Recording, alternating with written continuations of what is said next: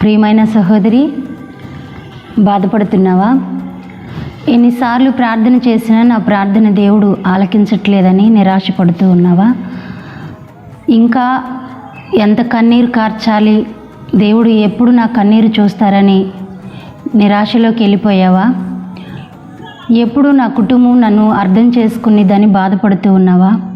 నా బిడ్డలు ఇంకా ఎప్పుడు మారుతారు, ఇంకా మారట్లేదని కృంగిపోతూ ఉన్నావా?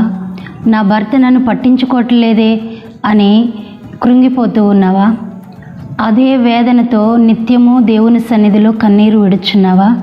అయితే ఈ మాట నీ కోసమే.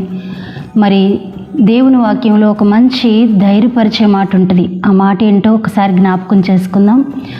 యెషయా గ్రంథము 60వ అధ్యాయము 20వ వచనంలో 2వ లైన్లో ఈ మాట ఉంటుంది. నేను చదువుతాను, శ్రద్ధగా ఆలకించు. ఈ మాటలు ఎవరైతే కృంగిపోతూ ఉన్నారో, ఎవరైతే నిరాశపడిపోతూ ఉన్నారో, ఎవరైతే కన్నీటి ఊటలుగా వారి కన్నుల నుండి నీరు కారిపోతూ ఉందో అట్టి బిడ్డలందరికీ, మరి ఏ సహోదరి అయినా, మరి ఏ సహోదరుడు అయినా, మరి ఏ పరిస్థితుల్లో మీరు ఉన్నారో నాకు తెలియదు, కానీ ఈ మాటల ద్వారా దేవుడు మిమ్మల్ని బలపరచాలని, ధైర్యపరచాలని ఇష్టపడుతూ ఉన్నాడు. మరి చదువుకుందామా? యెహోవాయే నీకు నిత్యమైన వెలుగుగా ఉండును, నీ దుఃఖ దినములు సమాప్తమగును. హల్లెలూయా. దేవుని వాక్యం మీ అందరి జీవితంలో నెరవేర్చబడాలని కోరుకుంటున్నాను. ఇట్లా దేవుని వాక్యంలో ఆయన అంటా ఉన్నాడు. ఏమంటున్నాడంటే, యెహోవాయే నీకు నిత్యమైన వెలుగుగా ఉండును అంటున్నాడండి. నిజంగా ఇప్పటి వరకు నీ పక్షంలో ఎవ్వరు లేరు, నా పక్షంలో మాట్లాడేవారే లేరు, నా పక్షంలో మరి హెచ్చరించేవారే లేరు అని ఒంటరి స్థితిలో ఒకేలా కన్నీటితో కృంగిపోతున్నావేమో.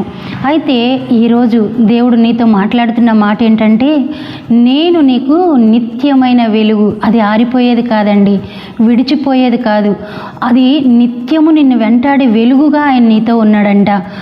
అంతేకాకుండా ఆయన అంటున్నాడు, నీ దుఃఖ దినములు సమాప్తములు అగును అంటున్నాడు. ఆమేన్. దేవుడు ఈ వాక్యాన్ని మీ జీవితాల్లో సంపూర్ణంగా నెరవేర్చునుగాక. ఈ మాట ద్వారా మీరందరూ బలపరచబడుదురుగాక. ఇట్లా దేవుని వాక్యం ఈ నూతనమైన సంవత్సరంలో, మరి ఈ నూతనమైన మంచి మరి ఫస్ట్ వారంలోనే ఈ వాగ్దానం ద్వారా దేవుడు నీతో మాట్లాడుతూ నిన్ను బలపరచడానికి ఇష్టపడుతూ ఉన్నాడు. ఇక చాలు, మన కన్నీరు ఇక చాలండి. ఆయన అంటా ఉన్నాడు, మీ దుఃఖ దినములు అయిపోతే ఇక మీరు చింతపడొద్దు, ఎందుకంటే నేను నీకు నిత్యమైన వెలుగుగా నిన్ను వెంటాడుతూ నీ పక్షములో ఉన్నానని చెప్తూ ఉన్నాడు. మరి ఈ మాటను బట్టి ధైర్యం తెచ్చుకొని నీ కన్నీరు నుండి విడుదల పొంది దేవుని సన్నిధిలో ధైర్యంగా ఉండు. ఇంకా భారం కలిగి ప్రార్థించు. ఈ మాట ద్వారా దేవుడు నీ పక్షములో నిలిచి నిత్యము ఆయన వెలుగుతో నిన్ను నడిపించి సంతోషింప చేయునుగాక. ఆమేన్.